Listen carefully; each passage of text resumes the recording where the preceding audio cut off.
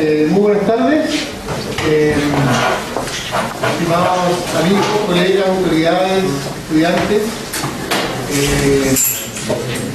Estamos con esta charla dando término a nuestro ciclo de conferencias de este semestre, una hora, un relato. La verdad que personalmente me es sumamente grato por presentar a Tomás Jacobsen como último charlista del ciclo. La verdad que creo que es un orgullo para nosotros como escuela poder tener este tipo de presentaciones desde la perspectiva de que este tipo de discusiones aún en Chile pareciera que no logran encender la llama de la conversación, de la discusión, dado que siente cierta lejanía frente a este grado de especulación en la arquitectura. Sin embargo, la presentación que hoy día Tomás nos va a dar es sumamente relevante, dado que las tecnologías que hacen posible estos proyectos en cuanto a su ideación y las tecnologías que hacen posible estos proyectos, aunque parezca irreal en términos de su construcción y materialización, cada día están más cerca. Las industrias, las empresas que permiten llevar a cabo este tipo de especulaciones hoy por hoy se están distribuyendo en los países más desarrollados en cuanto a la construcción hoy por hoy. Europa, América es muy fuerte, el Medio Oriente y Asia. Sin embargo, esta misma expansión es la que la está haciendo cada vez más cercano a países en vías de desarrollo como nosotros.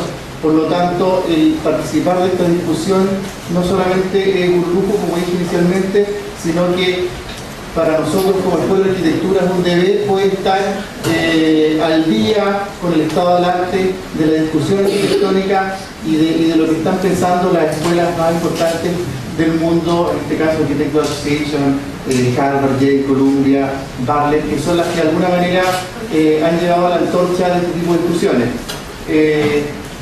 Y para comenzar esta presentación voy a hacer una breve reseña de Tomás. Tomás Jacobsen es chileno, es arquitecto del Instituto Tecnológico de Monterrey, tiene un máster en Arquitectura y Urbanismo de la Architectural Association y tiene una interesante y vasta experiencia profesional en México y en Chile, trabajando en importantes oficinas en México y en importantes oficinas en Chile, destacando Polidoro Talú como socio de él y también haber trabajado como arquitecto jefe en la oficina de don Víctor Gávez. También ha tenido un desarrollo académico importante en México y en Chile, y particularmente el proyecto que vamos a ver hoy es sumamente significativo, dado que ha sido publicado, extensamente publicado en revistas especializadas en Europa, en América y en Asia. Y desde hoy, ¿por qué no pensar que esta discusión y este proyecto en particular podamos empezar a tenerlo dentro de las publicaciones y discusiones en Chile? Así que sin más quisiera dar la bienvenida a Tomás para comenzar esta conferencia.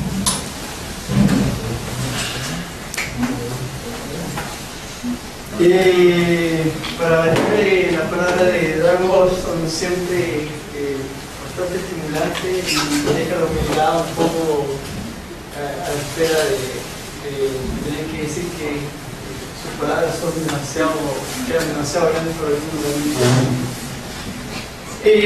Hoy lo que voy a presentar y lo que de alguna manera Drago me sugiere presentar ahora hoy no era mi obra y no era lo que yo de alguna manera había desarrollado en el transcurso de 15 años profesionales, sino que era particularmente un trabajo que se había desarrollado en la academia, particularmente en Architectural Association, que es una escuela privada que se encuentra en Londres. Una escuela bastante particular porque hoy por hoy debe ser una de las escuelas que está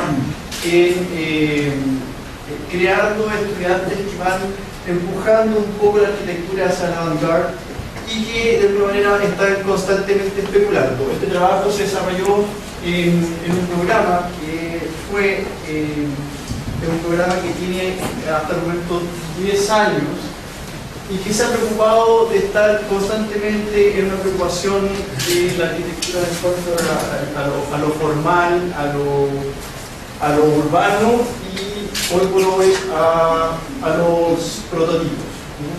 De cómo podemos llegar a generar arquitecturas cada vez diferentes.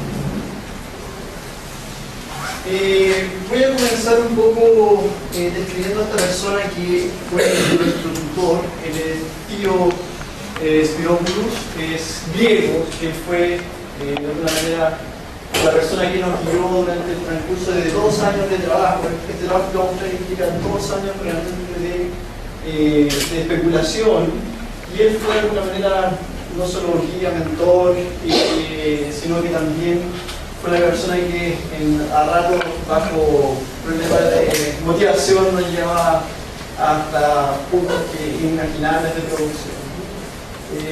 Gran parte de lo que se desarrolló hoy por hoy es gracias a él.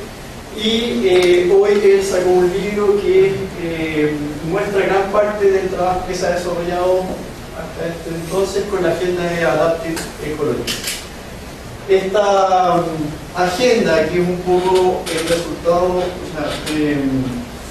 de varios proyectos, y sobre todo en temas urbanos de los últimos 4 años, un poco hace mención de cómo la arquitectura se empieza a relacionar con la naturaleza, tomando en cuenta puntos primordiales en ella, puntos como por ejemplo la elegancia que podría tener la naturaleza, pero no desde el punto de vista que comúnmente uno podría entender de ella, sino que desde el punto de la complejidad. En el sentido más vasto que podría ser aquellas virtudes que tiene la naturaleza bajo ciertas reglas, cómo van generando ciertos sistemas de organización espacial y cómo estas se empiezan a adaptar a diferentes situaciones. Este equipo de trabajo, que en conjunto trabajamos prácticamente los 2 años, fue bastante interesante trabajar con ellos porque si bien no éramos de multidisciplina, éramos todos arquitectos, todos egresados, sí, de diferentes universidades. A mano izquierda está alguien de alguna manera que era chipriota, Pier Andrea de Italia y Carlos era de Colombia. Y la verdad es que la experiencia de trabajar con gente de otros países es bastante anecdótica, porque comprenderán que transmitir las ideas en equipo es bastante difícil, y comprenderán lo difícil que es cuando todos venimos de culturas distintas, todos manejamos idiomas distintos, y traspasarlo fue una gran lucha, y de alguna manera eso tratamos de transmitirlo nosotros de alguna manera en los talleres, que es lo importante que es trabajar en ese grupo.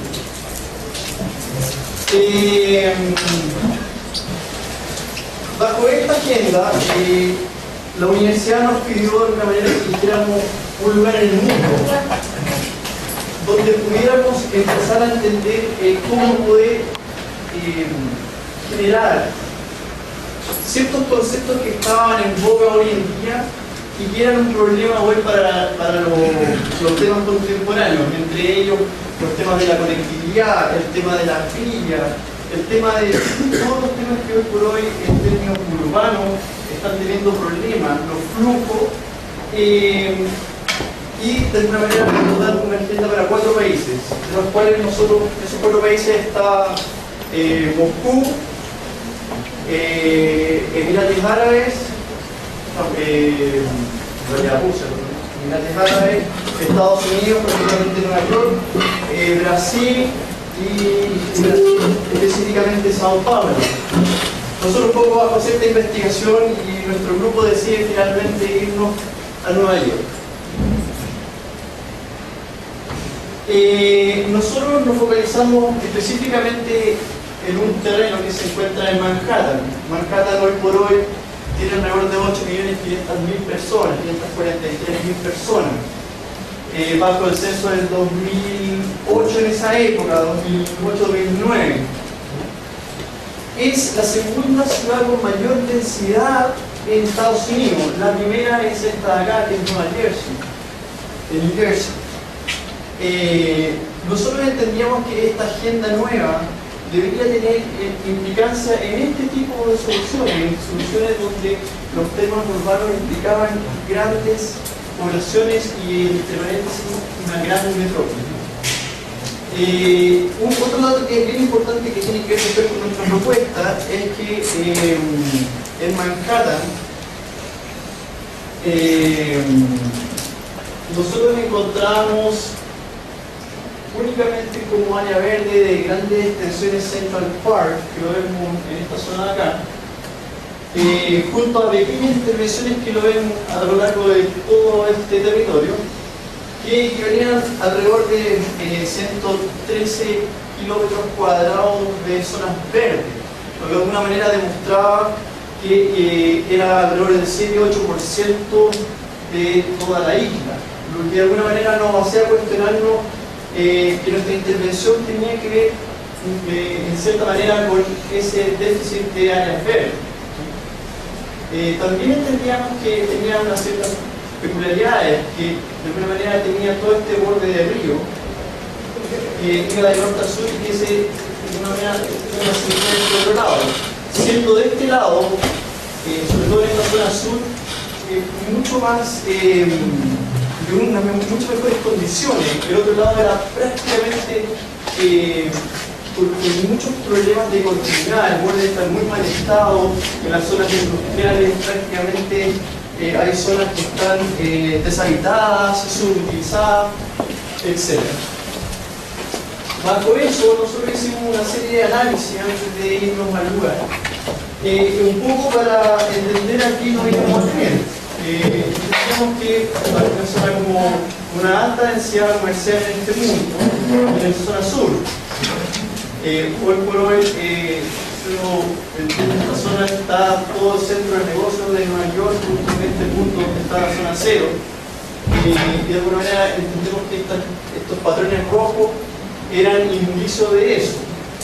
La zona industrial, que venía estando prácticamente en toda la zona oeste y en pequeños puntos en el centro de Manhattan.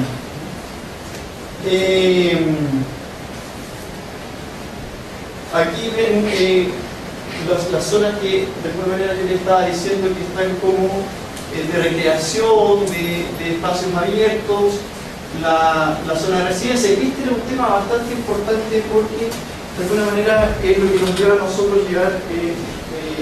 a entender para dónde ir a apuntar con nuestro proyecto. Si se fijan, era alta densidad residencial en toda esta zona norte, alrededor del parque, y en la zona sur. No obstante, encontramos que aquí hay un punto bastante relevante, donde no había nada, lo que nos llamó la atención.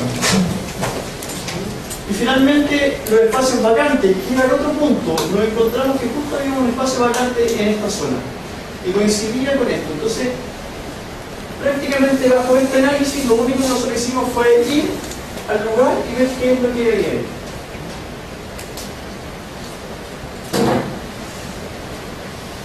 Bajo un análisis extenso de la ciudad, nosotros seleccionamos finalmente este terreno, que era el terreno que yo les mostraba en un inicio, que tenía que ver con esta falta de densidad habitacional.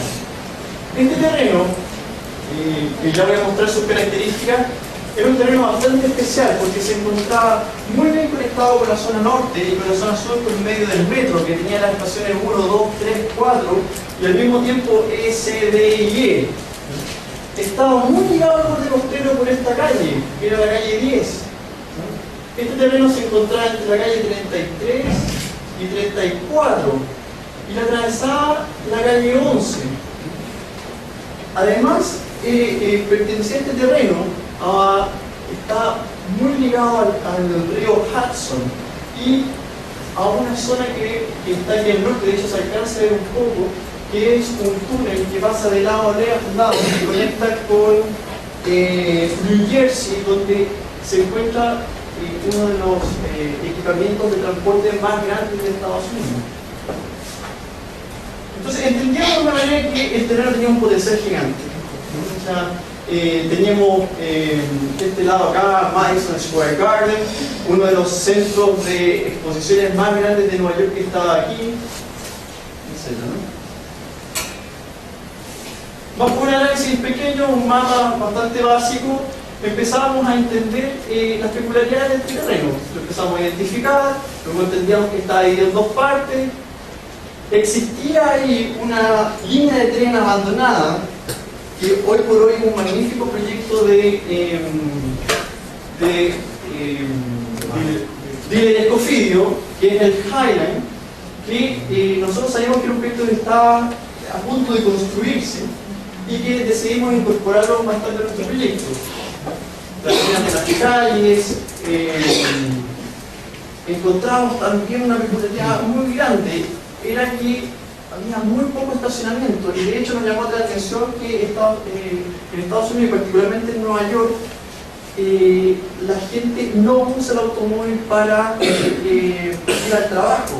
Solamente, de hecho, si las estadísticas dicen que en Nueva York el 50% de las viviendas no tiene autos, o sea, la gente se moviliza ese 50% por el transporte público, por el metro, etc. Lo otro que nos parecía bastante interesante era este lenguaje, de cómo se aproximaba ciertos programas alrededor, en todo el borde costero, hacia el río, cómo se incorporaba ahí. Bueno, un análisis de los recorridos de las personas, el tema que yo les comentaba del Lincoln Tunnel, del túnel de Lincoln, y bueno, los landmarks que venían siendo los centros comerciales que yo les comentaba, y el Madison Square Garden, que eran bastante importantes y sobre todo por la atracción de personas.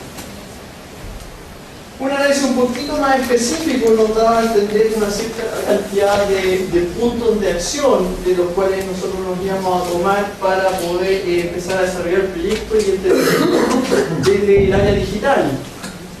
Cada uno de estos puntos de alguna manera describía alguna acción que sucedía ahí.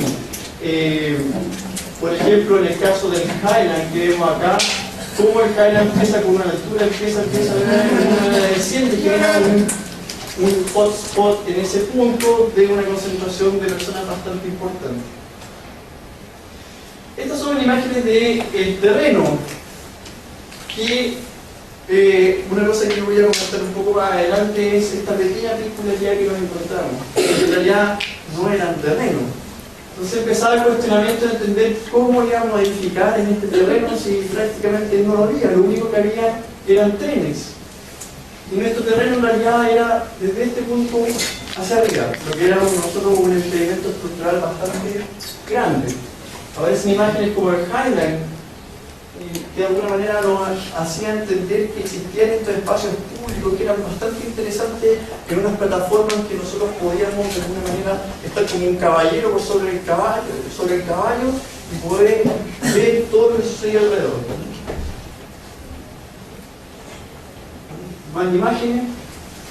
Y bueno, esta es una sección esquemática, un poco lo que nosotros estábamos conversando, una calle que dividía el terreno en dos secciones bastante importantes de 4 vías, ¿cierto? Esta relación con el río, el Highline, esta línea de edificación que no era menor, que es este edificio que ustedes pueden ver acá, y de hecho estábamos justo en la línea del Empire State. Un poco reconociendo la ciudad y dando vueltas, me llamó mucho la atención esto, que de hecho es parte de la propuesta que nosotros hacemos. ¿Por qué? Porque nos dimos cuenta que al recorrer el Brooklyn Bridge, el puente de Brooklyn, nos dimos cuenta que había una alta concentración de personas, y al recorrerlo nos dimos cuenta de lo hermoso que era, y no solo lo hermoso, sino que lo que generaba tener estructuras de soporte de esta naturaleza a un nivel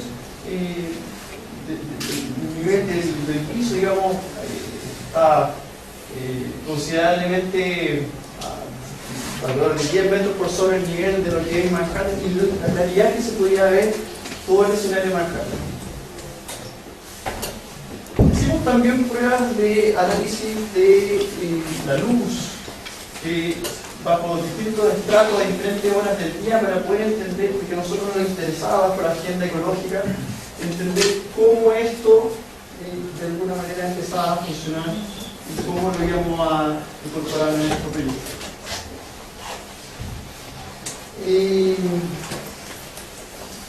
Entendiendo un poco estas restricciones del terreno, no podíamos tocar el terreno prácticamente, teníamos un espacio prácticamente de 1,50 metros entre 3 y 3. Nos vimos en la necesidad de empezar a investigar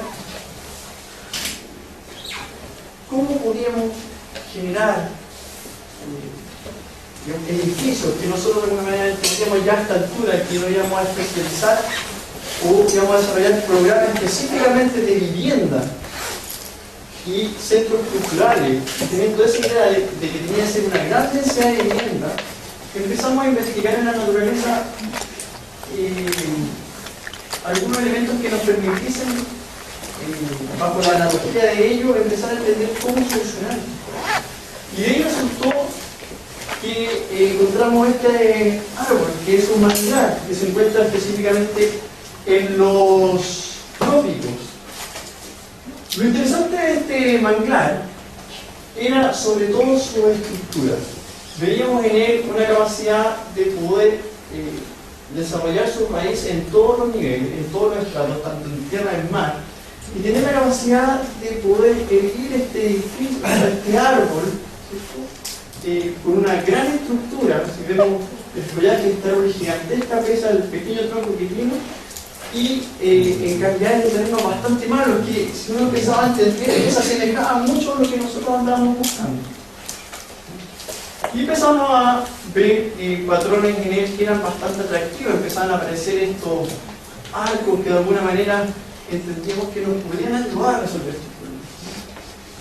También nos interesaba cómo este árbol organizacionalmente trabajaba. Si vemos un árbol empezaba a generar una comunidad, y si nosotros lo veíamos a nivel satelital, empezaba a generar este tipo de patrones, que para nosotros eran sumamente interesantes en el aspecto formal. ¿Por qué? Porque de alguna manera entendíamos que esta analogía la debíamos llevar al tema urbano. Esta serie de ramificaciones, nosotros hasta este minuto eran solamente un tema formal, pero también con el tiempo fuimos entendiendo que iban a pertenecer a nuestro proyecto, a un sistema organizacional. Otra imagen un poco bastante seductiva de lo que venía siendo estos manglares en el territorio. Bajo esto empezamos a investigar los manglares y llegamos a un tema bastante científico, que era el tema de la filotaxis. ¿Por qué la filotaxis? La filotaxis, si bien es la forma en que se ordenan las hojas en una planta, tenía mucho que ver con varios aspectos. Uno de ellos es que la optimización de esto era bastante atractiva para nosotros, y no solamente la optimización de las hojas, sino que también cómo estas eran capaces de capturar la energía del sol bajo esta organización. Particularmente bajo un estudio nos interesaba principalmente lo que sentíamos que formalmente nos podía ayudar y optimizar aún más el tema de las viviendas. Bajo eso dividimos el criterio de análisis en 3 partes.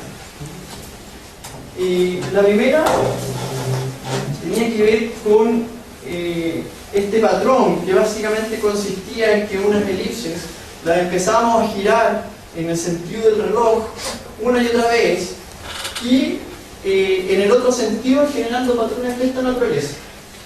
Luego las imágenes que vienen van a ver qué es lo que sucede al girar continuamente esto en un sentido y en el otro. Esto era la primera parte de la investigación. La segunda parte de la investigación era ver cómo esto de alguna manera podemos potenciar en términos del lleno y el vacío, que viene siendo esto y esto de acá.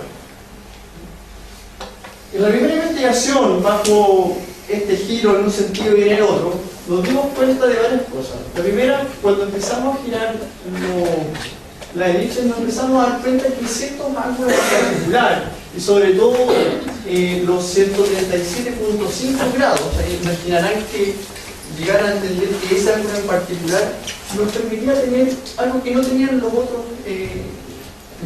que era que se diferenciaron una y otra vez. Nunca había un grado de simetría, siempre era distinto, y la iteración de eso generaba patrones bastante interesantes como llegan a hacer eso. A lo mejor estos de aquí ya llegaban a mucho, pero nos interesaba mucho, por ejemplo, la iteración que se encontraba en este punto o en este punto. Bajo la misma lógica dijimos, bueno, ¿qué pasaba? Hasta el momento era todo especulación, ¿no? ¿Qué pasaba si agregamos un sólido o una esfera a la intersección de esto? Y bueno, bajo esa lógica empezamos a colocar los puntos en cada una de las intersecciones y en cada una de las iteraciones y generamos un repertorio de esto.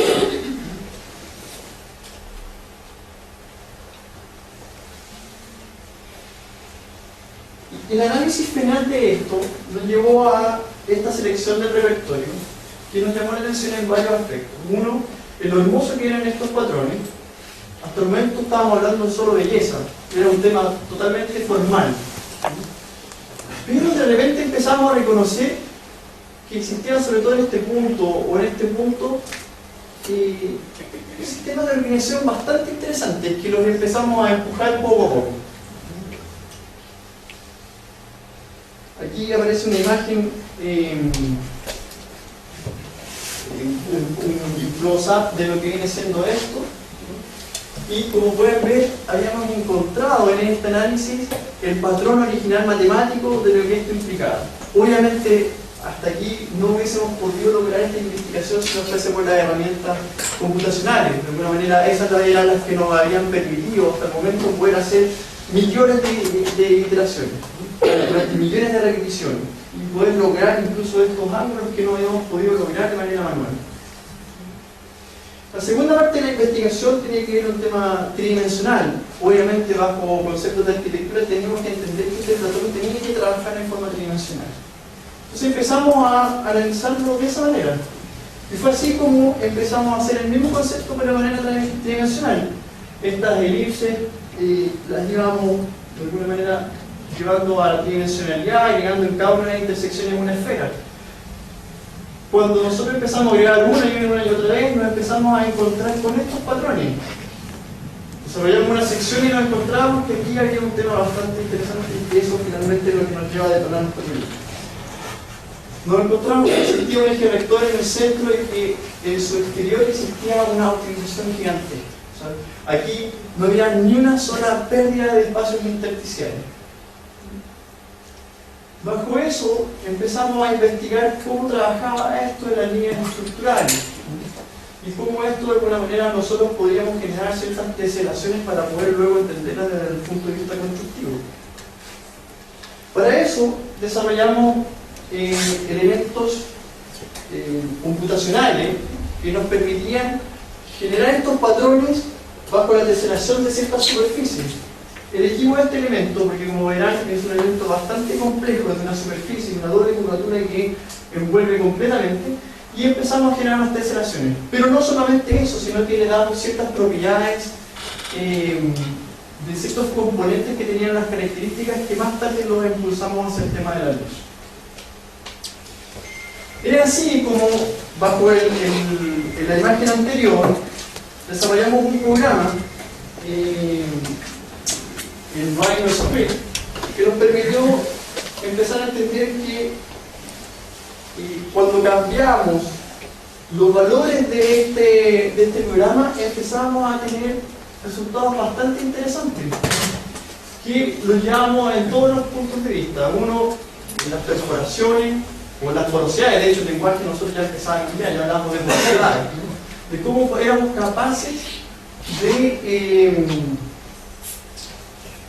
poder tener la capacidad de poder regular todos los puntos superficiales de la superficie.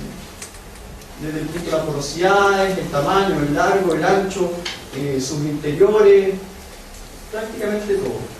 Un poco para empujarlo, para entender cómo lo podíamos llevar a términos formales. Y es aquí donde empezamos a especular en las primeras intenciones de cómo podían llegar a ser estos edificios. Y cómo podían empezar a trabajar. Aquí nosotros ya empezamos a dominar el tema del componente en todos sus puntos. En este punto, como verán, existió una diferenciación del componente a lo largo de todo el tronco. Los componentes de galería eran de unos masivos mucho mayores porque le habíamos ordenado de una manera al programa entender que en las zonas orientes de los edificios debían tener las aperturas mucho mayores, pero a medida que se iban acercando a las áreas públicas, que nosotros entendíamos que de alguna manera iba a haber en este punto de áreas públicas, iba a generar que estos vacíos se fueran cerrando poco a poco para generar relaciones entre lo privado y lo público, la luz del sol, etc. Empezamos incluso a especular otro tipo de porosidades circulares, otro tipo de superficie, etc. Y empezamos unas especulaciones de cómo podían empezar a hacer los programas de la superficie que íbamos a generar. Bueno, este era el script que desarrollamos en WineScript. La verdad es que en esta etapa esta tecnología no la encontraba en ningún lado, entonces era una prueba y error que nos tomó prácticamente meses desarrollar estos 30 libros. Fue, la verdad, bastante complejo. Pero eso, una vez que nos permitió lograrlo hacer en todo tipo de superficie, de todo tipo de geometría y bajo todo tipo de constricción. Empezaron a aparecer las primeras maquetas. Estas son maquetas tridimensionales hechas en taller, esterigrafía, que consistía en una máquina que leía la información que nosotros mandábamos tridimensional en baño y que iba una verdadera impresora, yendo puro, leyes por leyes, generando cada una de las capas de este elemento tridimensional. De la planta también, como nosotros estábamos empujando el tema de la agenda de la vivienda, y un poco, creo que nos fue un poco al extremo, pero igual lo desarrollamos, empezamos a entender cómo íbamos a organizar las viviendas. Y empiezan las primeras propuestas de vivienda en organizaciones bastante sencillas. De hecho, tenían que ver con la filotaxis, pero eran muy burdas, eran solamente estos pequeños giros que habíamos visto en un comienzo. También en la investigación vimos cómo podíamos hacer que estos edificios de alguna manera pudiéramos controlar en el software la relación con el piso, la relación con su tronco y cómo estos empezaban a articularse entre sí.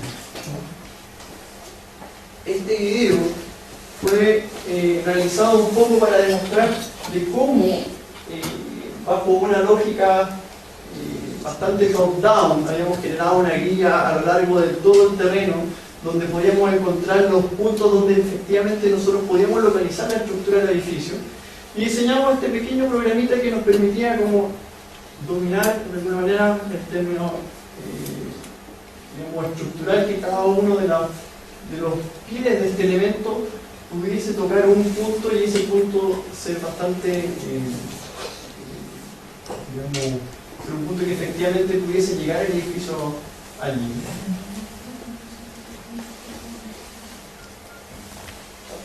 Aparecen de nuevo en términos computacionales en nuevos scripts que de alguna manera empezaban a emular las primeras imágenes que ustedes vieron del terreno de los manglas, y empezamos a hacer pequeñas iteraciones para poder entender cómo podíamos hacer que estos branchings o estas ramificaciones empezaran a tener relación con los diferentes puntos del terreno. Y bueno, a medida que íbamos cambiando las variables, iban apareciendo cada vez más restricciones, ¿no? Y de repente aparecían temas formales que la verdad eran bastante complejos y difíciles de trabajar en ellos. Aparecen los primeros bosquejos computacionales bajo estas lógicas del script de los branchings, de cómo íbamos a operar la superficie. Todavía no quiero, y de hecho ya lo voy a hablar un poco más adelante, de cómo era la estrategia que abordábamos en el terreno, pero esto un poco muestra para dónde íbamos encaminados. Si se fijan, tiene una semejanza muy grande a las imágenes que habíamos mostrado en el comienzo. Esto que se muestra en las siguientes 3 imágenes son el resultado de 6 meses de trabajo intensivo, donde empezaron a aparecer estos edificios y estas analogías con los manglares y cómo esta gran superficie empezaba a relacionarse en ellos. Diagramas de cómo íbamos a organizar estas viviendas, los primeros resultados de cómo el control de esta programación nos permitía de una manera entender que podíamos lograr contra su altura, dimensiones, relaciones espaciales, ubicación en el terreno, a todo lo largo del siglo. Incluso empezamos ya a entender cómo íbamos a empezar a utilizar los componentes que habíamos realizado en un comienzo y cómo los íbamos a empezar a relacionar con el libro. A esta altura, la verdad es que la simbiosis es bastante mala. Y es ahí donde aparecen estas imágenes que he hecho con las que aparecen en el comienzo. Fue muy importante también durante este proceso empezar a desarrollar maquetas, y empezamos con pequeñas maquetas de nylon para poder entender cómo íbamos a organizar esta herramienta. Maquetas de láser, todas estas maquetas hechas en MDF, cortadas en láser, de una manera muy burda, pero ya empezábamos a entender cómo íbamos a ir organizando estas edificaciones. Los primeros que eran bastante burdos, pero con muy poca integración de lo que eran las viviendas con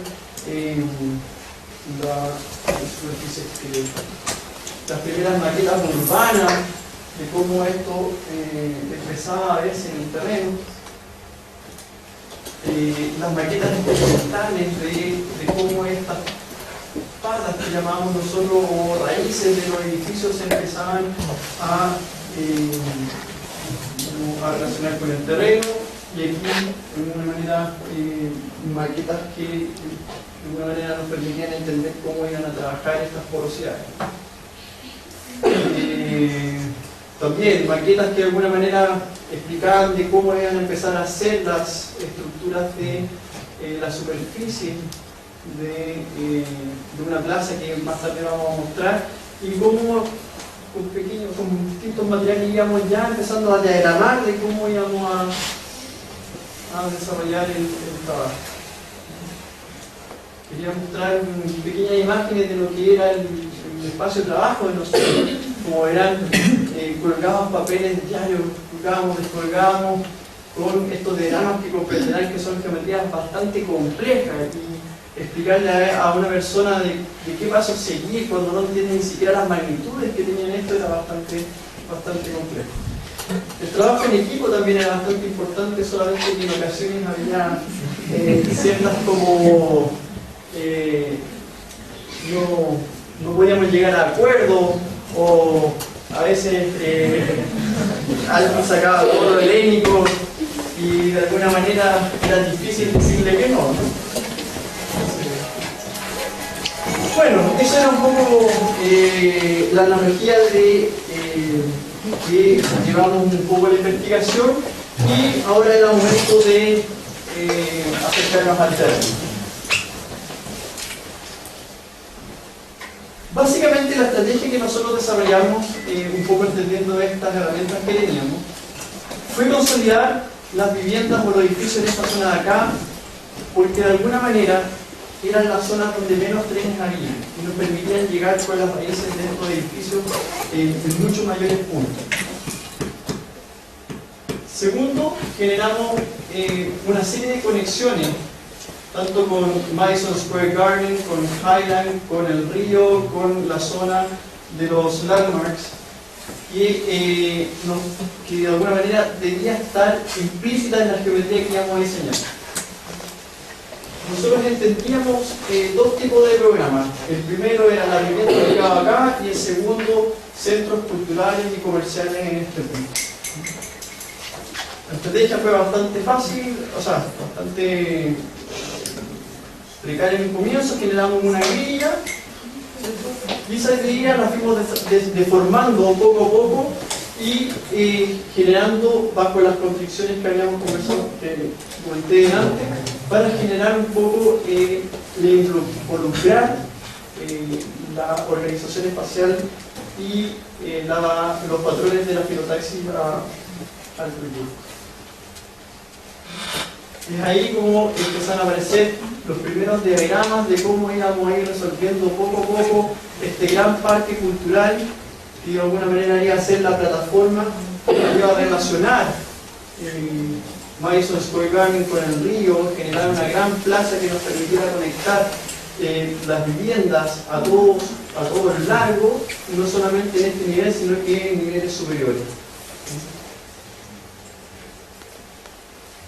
Poco a poco empiezan a aparecer estas imágenes de cómo el patrón lo empezamos a generar esta superficie bastante compleja con los programas ubicados a todo lo largo. Empiezan las primeras iniciativas de cómo desarrollar esto de manera estructural, y el software de alguna manera nos permitía generar miles de millones de puntos que de alguna manera los entendíamos como los puntos que iban a caer en el piso y que iban a ser finalmente la estructura que nos iba a permitir mantener esto en pie.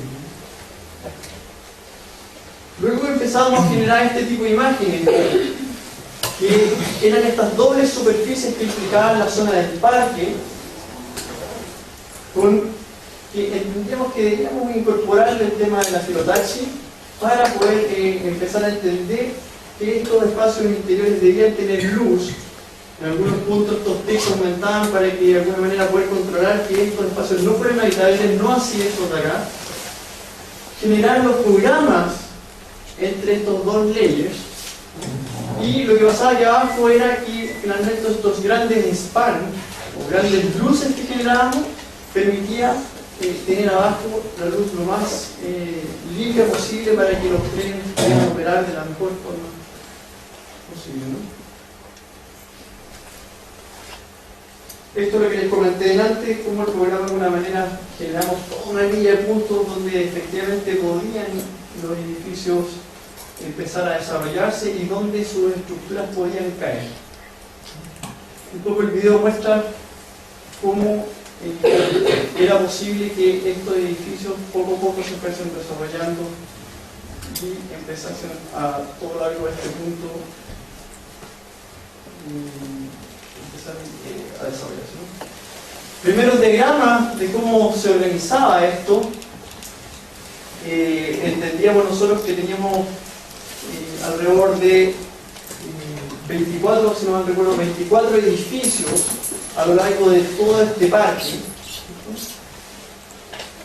Los diagramas de cómo empezamos también a operar como equipo, cómo íbamos a empezar a diseñar estos elementos, cómo estos edificios empezaban a relacionarse estructuralmente. Nosotros teníamos conversaciones cada 2 semanas con OPARUM, que debe ser una de las oficinas más importantes de ingeniería en el mundo, y cómo ellos de alguna manera podían hacernos el feedback de entender cómo podíamos soportar estas grandes estructuras.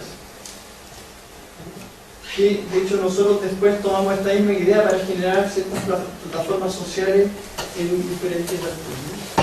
Empiezan a aparecer a reconocer las primeras situaciones de edificios, con las viviendas ya incorporadas y con el sistema estructural incorporado. Entendíamos que debíamos dividir estos edificios en 3 partes para poder generar un verdadero tipo de, ¿no?, que se relaciona directamente con el piso. Uno por sí solo no era capaz de sostenerse.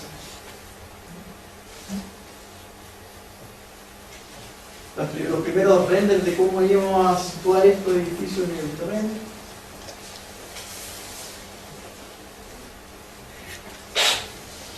Las primeras planimetrías en todos los niveles de las secciones transversales de los edificios con sus viviendas.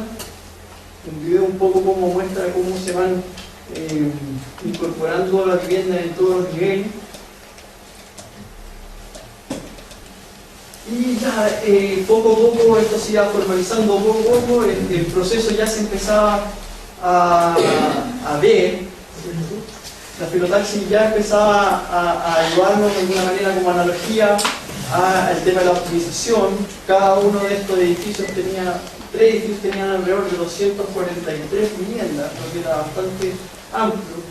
Ya empezábamos a generar las primeras maquetas que nos podían, bueno, primeras maquetas y finales, la verdad, de cómo esto se empezaba a dilucidar, cómo de alguna manera el modelo lo podíamos llevar a maquetas físicas. Y bueno, los edificios a detalle. La organización de esto, finalmente, la estructura de esta gran piel que iba organizando estas viviendas a todo lo alto, y ya empezábamos a reconocer aquí, ¿no?, todo el trabajo que habíamos desarrollado a lo largo de los primeros 6 meses relacionados con los patrones de la biotaxis, de cómo estos elementos se empezaban a revisar, cómo se empezaban a comportar, ¿no?, bajo la luz del sol. De alguna manera estos edificios empezaban, cada una de las viviendas empezaba a generar giros dependiendo de cómo se comportaban todos los edificios a lo largo del terreno. Este video un poco muestra la capacidad que nosotros ya teníamos a esta altura de controlar el edificio en todos los puntos. Si nosotros decíamos que el edificio tenía que tener 50 viviendas, de alguna manera el programa nos permitía, de una manera bastante bottom-up, entender cómo estos se conformaban. Todas las soluciones eran distintas. Empezamos a ver las secciones de cómo el parque empezaba a relacionarse con los edificios bajo esta gran columna vertebral, y cómo nosotros también entendíamos una de las grandes puntos que nosotros teníamos en conversación de cómo íbamos a empezar a relacionar estos edificios bajo varios niveles.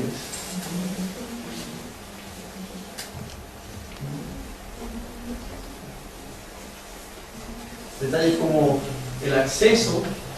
Es difícil hablar de acceso en este punto, pero nosotros lo entendíamos de esa manera.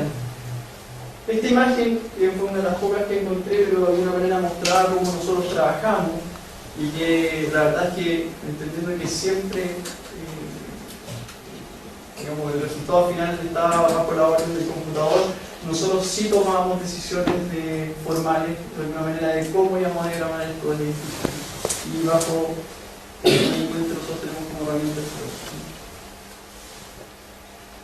Empezamos ya a detallar cómo estos edificios se empezaban a conformar con la plaza, esta relación del trípode, de cómo iban a llegar a él, la continuidad, la forma de cómo estas superficies se empezaban a relacionar con los elementos verticales del edificio. Para nosotros era bien importante el tema de los flujos, entonces es un estilo bastante importante donde empezamos a entender de cómo las personas empezaban a relacionarse con estas plazas, entendiendo en qué puntos eran de permanencia, cuáles no, y empezar a entender que los networks de estos edificios no solamente eran a este nivel ni a este nivel, sino que eran todos los niveles.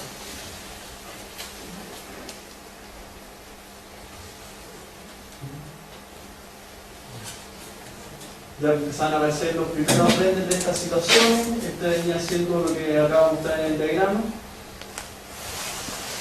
Maquetas de STLs. Esta imagen de alguna manera muestra aquí cómo este gran esqueleto se empezaba a dividir a lo largo y cómo se empezaban a diferenciar los foros a medida que iban subiendo hacia los niveles superiores, y cómo entendiendo en términos estructurales que los últimos elementos debían ser prácticamente el menor peso posible.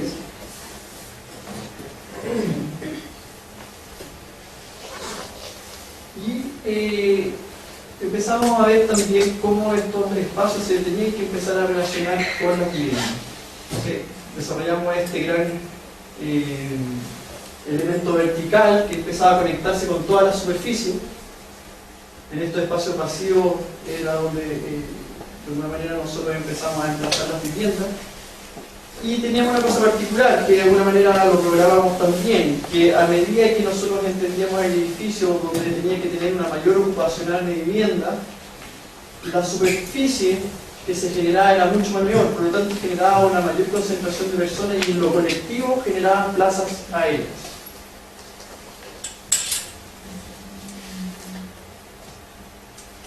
El video muestra cómo estos ejes verticales se empezaban a relacionar entre sí, cómo nosotros dominábamos la forma de ellos en todos los sentidos. Nosotros podíamos empezar a entender, a manipular esto entre lo cóncavo convexo, pero siempre bajo las restricciones del terreno. O sea, estos movimientos tenían que ver con los otros edificios. Si nosotros alterábamos este punto del otro edificio también, porque de alguna manera el otro edificio buscaba la luz.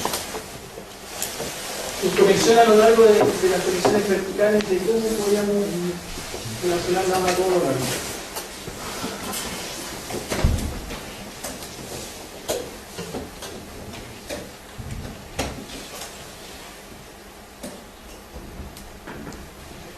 Esto es una imagen de las plazas que yo le decía, las conexiones, cómo empezamos a generar que estos agentes colectivos se pudiesen empezar a relacionar en distintos niveles.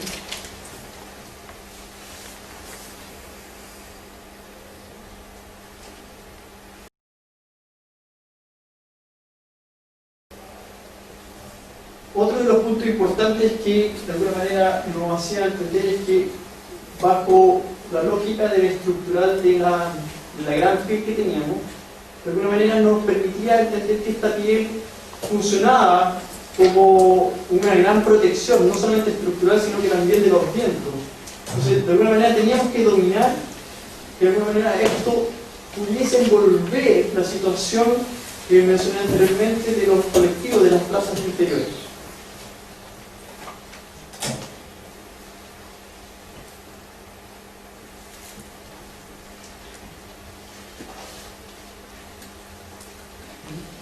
Esta imagen un poco muestra lo que nosotros tratamos de alguna manera llevar o empujar. Esta relación espacial.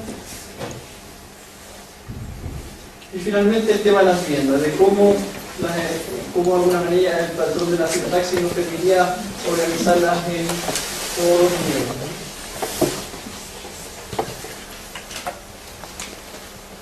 Lo que nos permitía el software de alguna manera era tener en tiempo real todo este repertorio de plantas de cada uno de los edificios.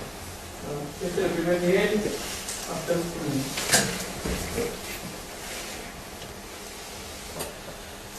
Imágenes de lo que venía siendo en planta cada una de ellas, con cada uno de los ángulos que cada una de ellas.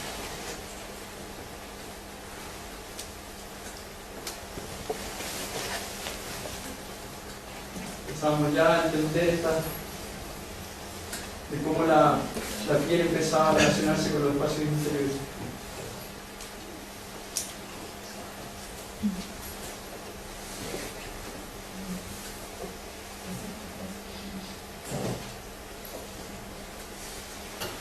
Y esto un poco explica cómo eran las viviendas en su interior, que la verdad es que nosotros es uno de los que tenemos bastante dedicados hacia nosotros, porque la verdad es que no fue nuestro cometido llegar hasta un detalle tan preciso, pero de todas maneras intentamos explorarlo y estas fueron un resultado de ello.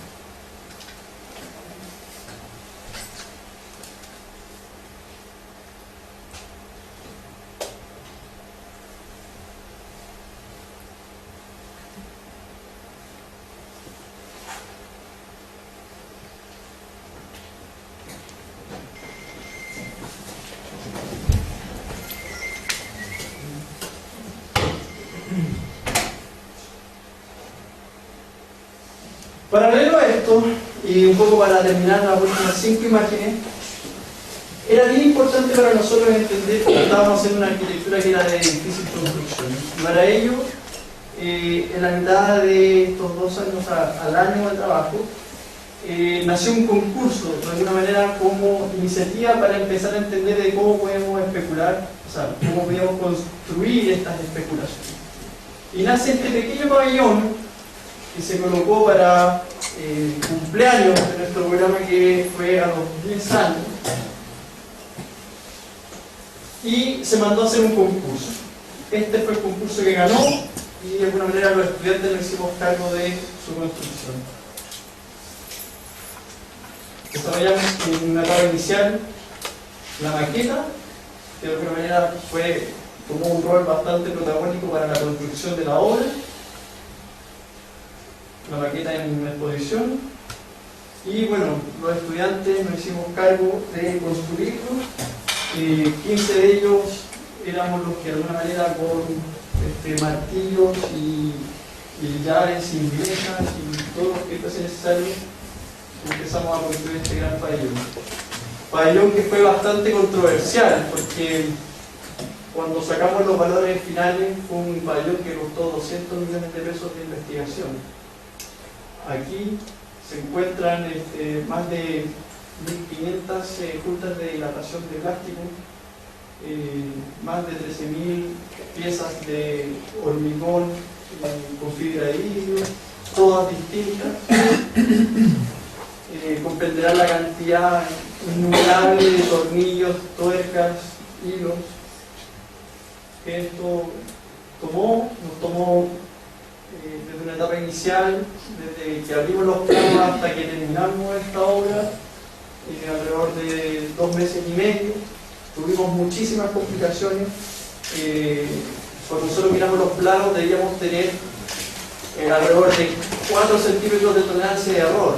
Obviamente que bajo las herramientas que teníamos era prácticamente imposible no tenerlo, partiendo porque teníamos que generar el piso, y comprenderán que en una plaza estudiantes llegar a ese nivel fue casi imposible. Mandamos a pedir las piezas a China.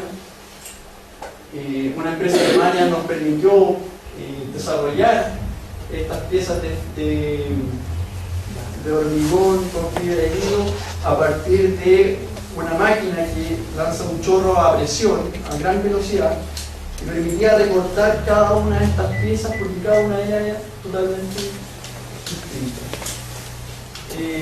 Vinieron ingenieros de Alemania a ayudarnos con el tema de los 4 centímetros, que finalmente se terminaron como en 26. En algún momento pensamos que no lo íbamos a lograr. Philips nos ayudó a promocionarlo finalmente. Y bueno, aquí está el grupo de trabajo, más bastante colados, pero yo creo que podemos decir que fue una gran parte, como alrededor de 35 personas que colaboraron en este gran proyecto. Y eso es todo.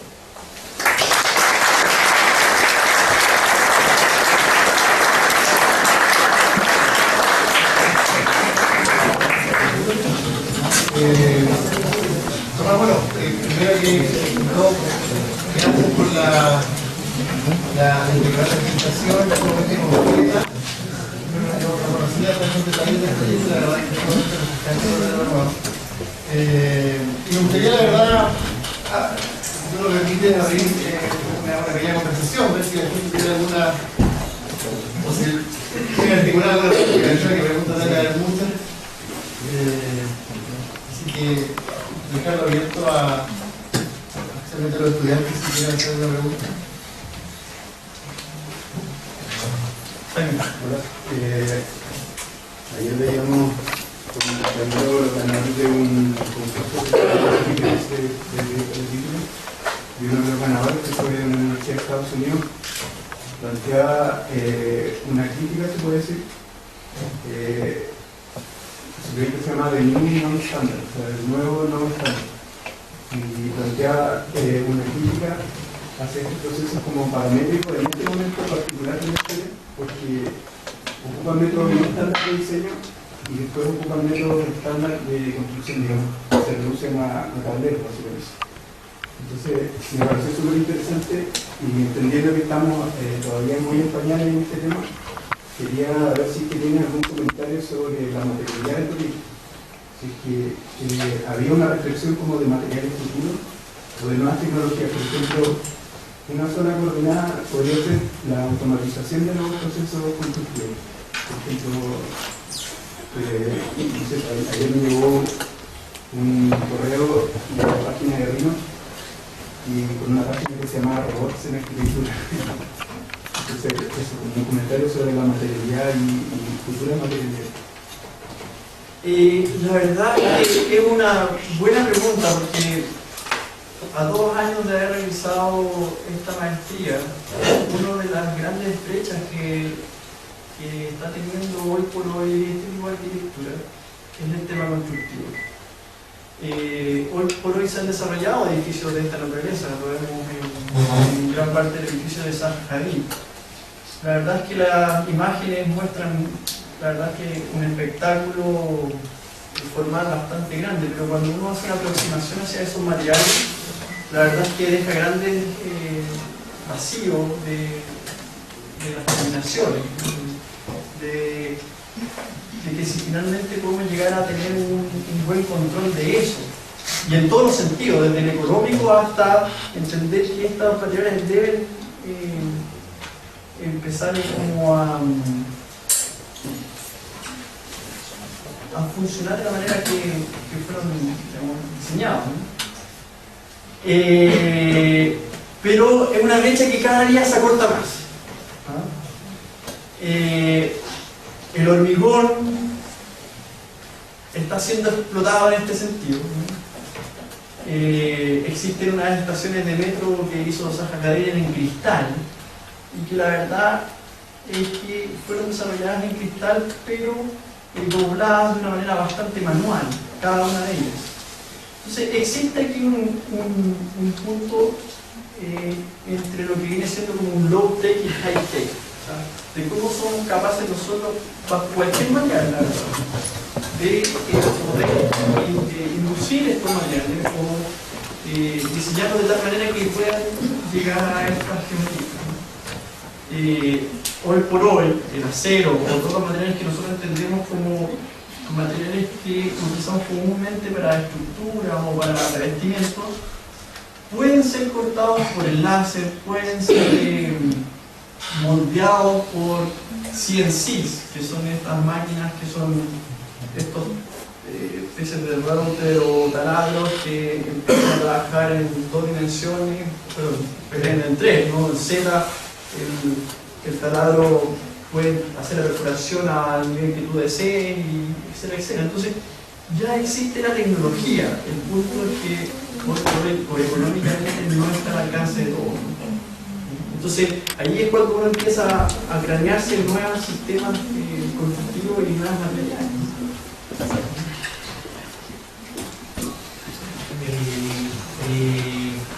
Yo he visto algo parecido con el doctor Chang, que trabaja en el Pratt Institute de Nueva York, donde ellos hace años también están estudiando patrones genéticos. En este caso ustedes eligieron el manglar con un patrón natural de adaptación. Como volviendo un poco de la pregunta, lo que ustedes hacen y el doctor Chang explicar también, no es como algo a hoy en día, como que tratan de algo que se pasea 60 años más. Correcto, nosotros pensamos en 20 años incluso. Pongámosle, no sé, no le pongamos fecha, pero más que nada la pregunta era, ellos lo veían como un tema casi de ciencia ficción, en el sentido de que al estudiar un patrón genético de adaptabilidad, que es lo que ustedes hicieron con el manglar, hablando de una arquitectura que crecía, que en definitiva se adaptaba a las condiciones de ese momento, de ese lugar y así en el futuro. Lo cual que ustedes no sé si lo consideraron, porque sí generaban patrones de comportamiento y ustedes elegían el más adecuado, pero el edificio quedaba ahí, estático. Entonces, si sucedía un cambio en el futuro, el edificio o esta arquitectura podría ser capaz de asumir eso. La verdad es que el ejercicio que nosotros hicimos sí lo lograba. O sea, nosotros de alguna manera, bajo las proyecciones que nosotros mismos hicimos, de hecho en la imagen inicial, un poco de estos puntos que denotaban ciertas circunstancias del terreno. Y bajo la lógica de la computación, de alguna manera nosotros le decíamos al programa, a ver, cuando se acerca a este punto, que no haya ciertas circunstancias, ¿no? O no haya la otra. La arquitectura empezaba, o su superficie, o lo que fuera, las viviendas empezaban a generar una adaptación de acuerdo a las circunstancias del medio. Si te fijas, naturalmente el ordenador, o sea, el computador entendió, por una cuestión bastante obvia, porque había mucho más puntos de acción, de que los edificios tenían que ir en el lado sur, ¿no? Por una cuestión bien obvia, porque eran los puntos que más se podía relacionar con el espacio. Esta adaptación de alguna manera se veía en la piel, en la vivienda, cómo se empezaban a relacionar unos edificios con otros, cómo la superficie del parque en algunos puntos eran vacíos, en otros puntos eran programas, en otros puntos, porque de alguna manera había una lógica de organización que nosotros la habíamos sometido a la herramienta, para que de alguna manera organizar estos espacios de acuerdo a esas circunstancias. Y por el lado de eso, las curvas o las parábolas que se van generando tenían que ver con un patrón matemático natural. Correcto. Ustedes llegaron como y eso estaba A programado. ver, dos cosas. Uno era natural y dos era porque los ingenieros nos habían comentado Ya. que pasando los 145 grados que vivían, la estructura ya iba a tener problemas bastante graves de corazón mortal. Entonces nosotros entendíamos que, claro, el patrón decía esto, pero después de eso ya no servía. Entonces eliminamos toda posibilidad de eliminar. De hecho, cuando aparece esta araña, y es capaz como de generar los ángulos de acción de cómo se iba a colocar en el terreno, Pero la referencia nace de procesos legales. sí, es que al verlo nosotros dijimos, esto es lo que nosotros necesitamos. O sea, el maquilar tiene esta capacidad, o sea, el parque se adapta a la forma, a la biosfera o al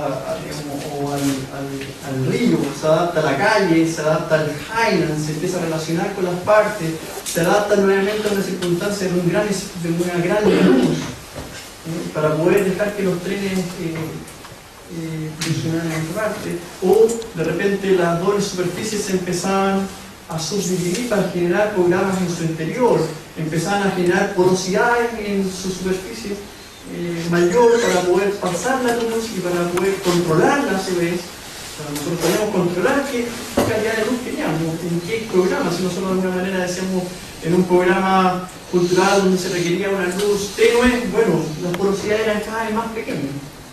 Entonces, en ese sentido había un control bastante amplio en todos los estratos y programas. ¿Una pregunta por allá?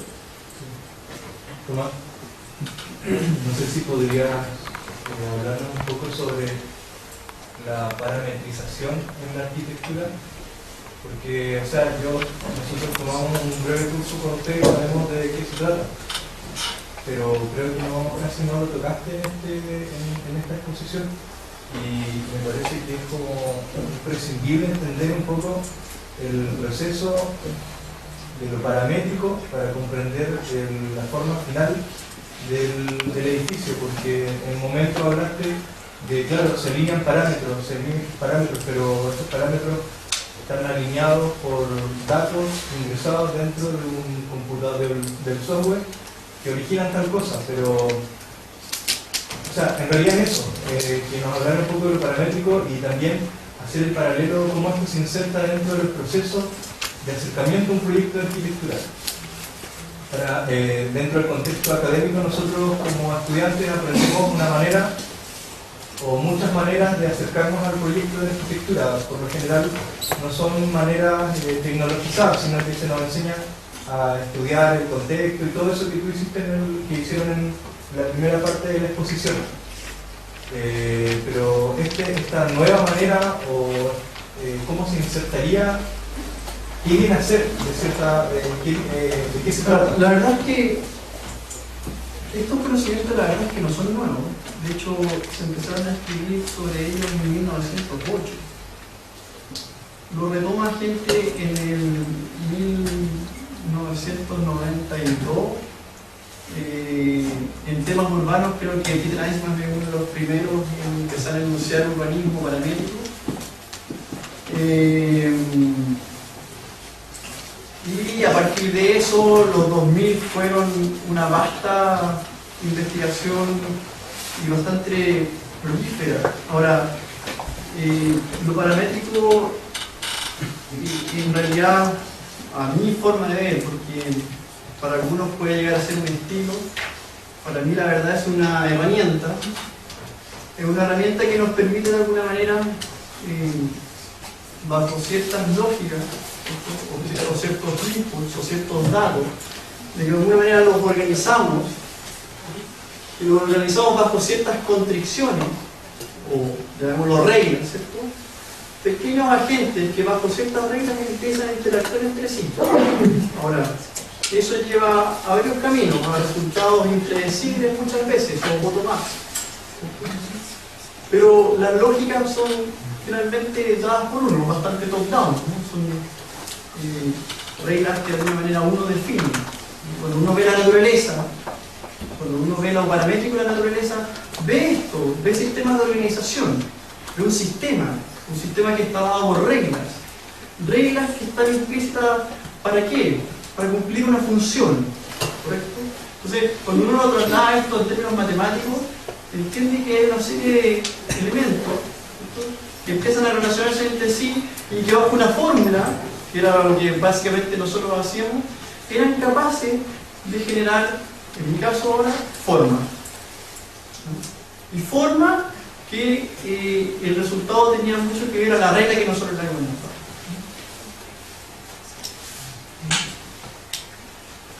Ahora, eso finalmente nos permitía varias cosas y cuáles eran los beneficios. O sea, cuando uno lleva esta herramienta, por ejemplo, en términos urbanos reales, no especulativos, la ciudad está sometida a muchos cambios a lo largo del tiempo. Si uno pudiese de alguna manera regular todos los datos de Puerto Montt, por ejemplo, y entender que el día de mañana esto va, o el reglamento de la ciudad va a cambiar, nosotros bajo esta lógica podríamos hacer que esa regla cambie y automáticamente la ciudad, en términos de modelo, cambiaría automáticamente. Nosotros podríamos predecir incluso cómo formalmente o cómo organizacionalmente la ciudad podría empezar a funcionar de acuerdo a esto, bajo estudios de diferentes índoles.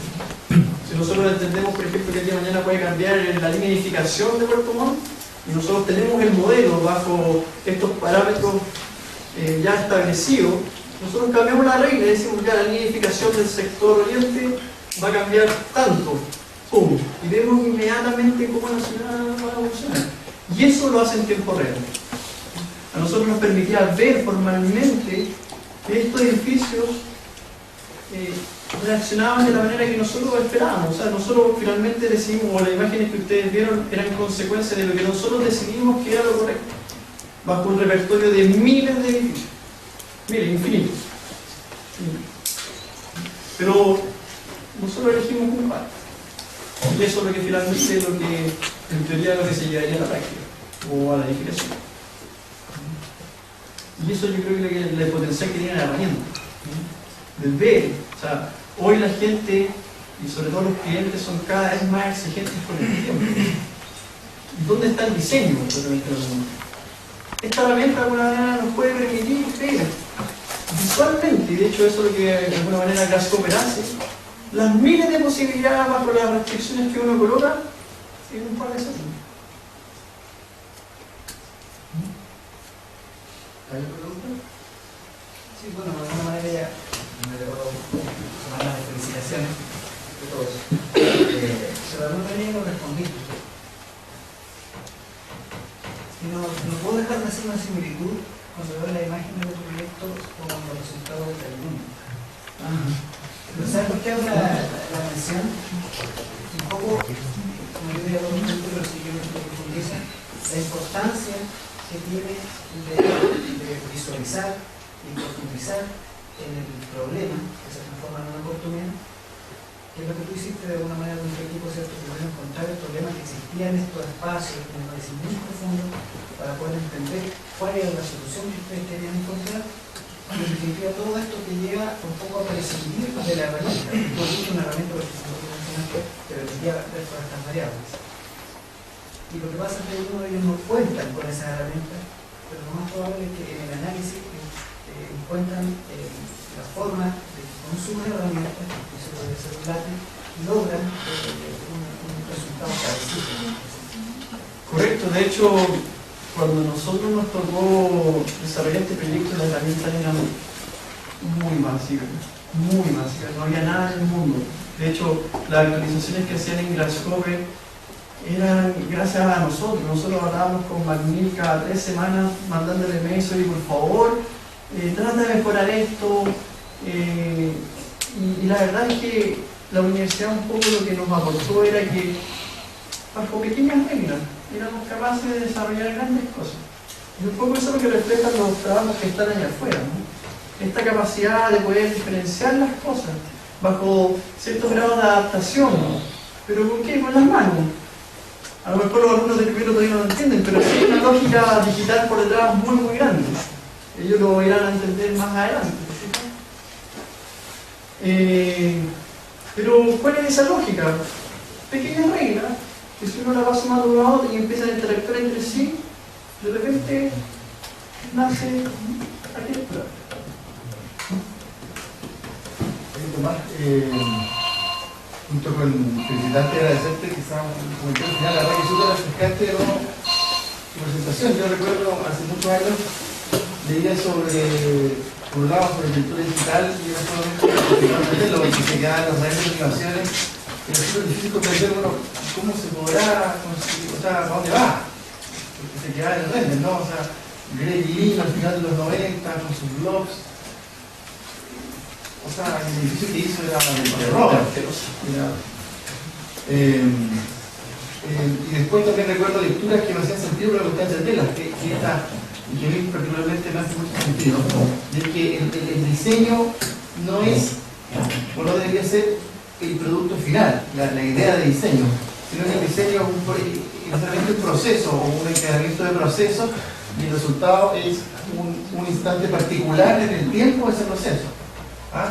Y con tu presentación a mí me es muy grato como poder visualizarlo en profundidad, ¿ah? Como eso, ese instante tampoco no es aleatorio, de nuevo está el diseñador que define que en este instante se dan las variables, las condiciones, la situación, no sé, solar, estructural, legalidad, lo que sea, en que hace que el proyecto es mejor, ¿no? Así que, de esa perspectiva, genial tu presentación. La verdad es que era bastante difícil para mí retomar esto después de 2 años, año y medio de hecho. De hecho, hoy lo miro y lo miro como han pasado ya 2 años. Lo que a nosotros nos costó años de trabajo, incluso pasaban meses y no veíamos resultados, ¿no? Ahora lo veo hacia atrás y es como un evento que ha seguido permanente en el tiempo, ¿no? O sea, sigue siendo publicado. A nosotros nos llama la atención que ya sigue estando en las portadas de muchas revistas y la verdad es que nosotros sentimos que ya vamos a paso agigantado de eso, ¿no? Pero sí hoy a mí de alguna manera me gustaba la idea de mostrar un poco el proceso. De hecho era bastante tedioso mostrar un proceso. Pero de alguna manera, y una reflexión como profesor, y que de alguna manera se lo repetimos una y otra vez a los estudiantes, que las pruebas y errores son muy importantes. De hecho, si a mí me preguntan si a mí me gusta el resultado final de esto, es un resultado. ¿Ah? Es un resultado que, claro, hay partes que me encantan, otras que no tanto, y algunas que me encantaría volver a retomar, ¿no? Claro, y quizá una última reflexión. Creo que es súper interesante lo que tú planteas de la perspectiva, que yo creo que nos debería llevar a todos a quitarnos el miedo con el computador. Al final el computador no es esta cosa llena de códigos binarios internos que hace y uno está atento a lo que hace, ¿no? Y se cae cuando quiere y uno lo tiene que esperar, ¿no? Creo que al final es un elemento que su gran potencial es que procesa más rápido que uno. Muchas más cosas al mismo tiempo, pero el resto necesita del input, ¿no? del ingreso de información y ediciones del usuario, del arquitecto, del diseñador. De hecho, una de las grandes controversias que hay en el mundo de lo digital tiene que ver con eso hoy en día, de dónde está la mano del diseñador bajo esto, y la verdad es que están todos los puntos. A lo mejor en un software, a lo mejor, o sea, no un software, en un programa que no solo ejecuta, pero cada orden que uno le da, sí, solo sí, haz esto, sí, no, genera una velocidad más grande, son decisiones de diseñador. Bueno, nada más que decirte nuevamente muchas gracias, felicitaciones por el proyecto y a todos los presentes agradecerles su asistencia e invitarlos a extender la conversación a un pequeño